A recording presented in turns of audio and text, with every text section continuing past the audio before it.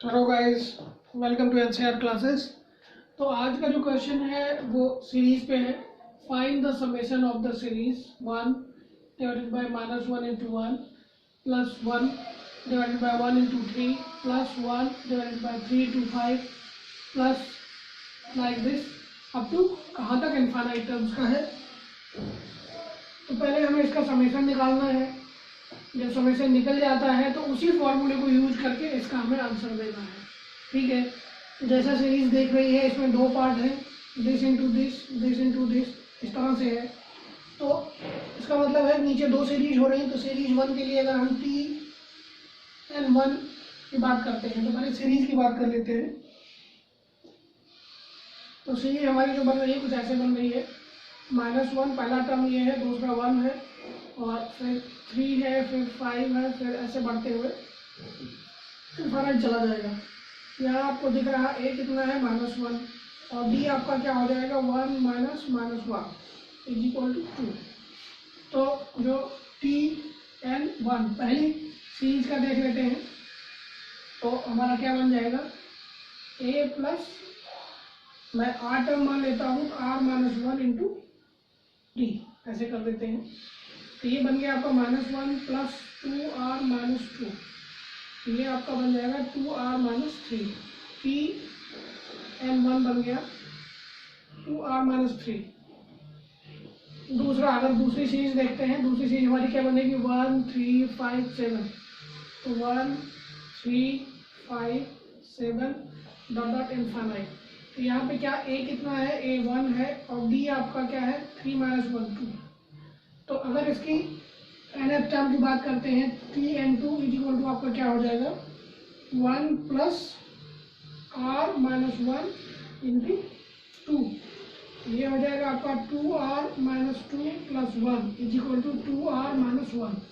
ये Tn2। तो दूसरी सीरीज का जो nth टर्म हो गया वो ये हो गया। इसका मतलब है जब ये दोनों चीज़ें निकल जाती हैं तो कंबाइंड सीरीज का जो nth टर्म निकलेगा, जिसे हम Tn कह सकते हैं, वो क्या बनेगा, वो कुछ ऐसा बन जाना चाहिए। तो जो कंबाइंड सीरीज का Tn बनेगा Tn इज इक्वल टू आपका हो जाएगा 1/2r-3 इंटू 2r-1, ये बनेगा। अब रही बात r को कहाँ से कहाँ तक लेना है वो हमें देखना है।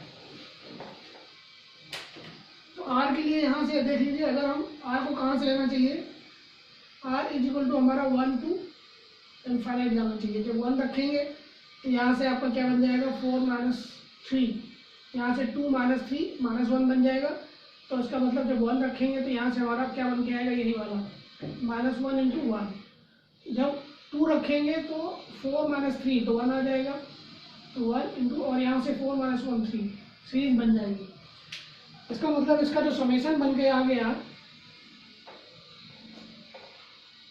सिग्मा लगा देते हैं। इसका सिग्मा कहाँ से कहाँ तक लगा देते हैं, r is equal to 1 to n।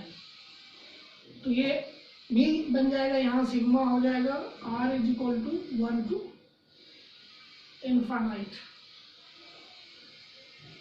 इसका समेशन भी है। अब इसको थोड़ा और सिंप्लीफाई कर लेते हैं। तो सिंप्लीफाई करेंगे तो इसको कुछ ऐसे लिख सकते हैं, sigma r is equal to 1 to infinite. इसको ऐसे लिख सकते हैं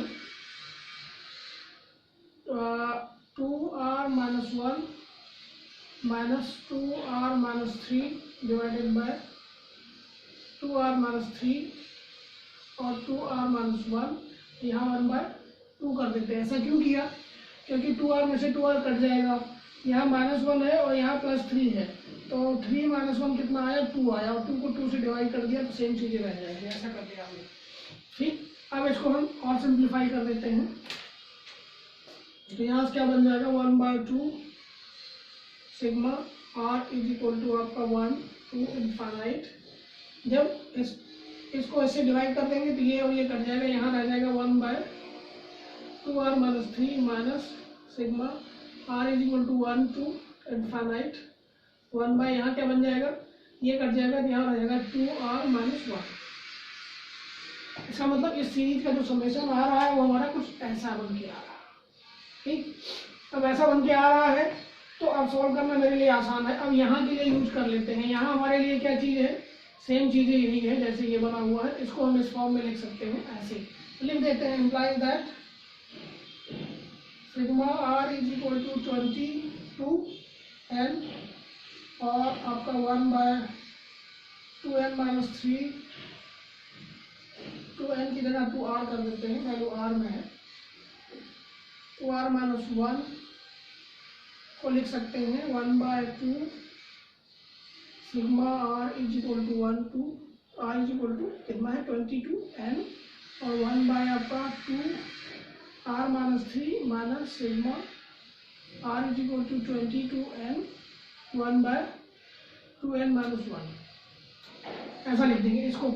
इस जो है जो हमारा इसका रिजल्ट आया इसी को हमने यूज करके यहाँ पे इसको ऐसे लिख दिया। जब ऐसे लिख दिया तो आगे देखते हैं क्या करना है।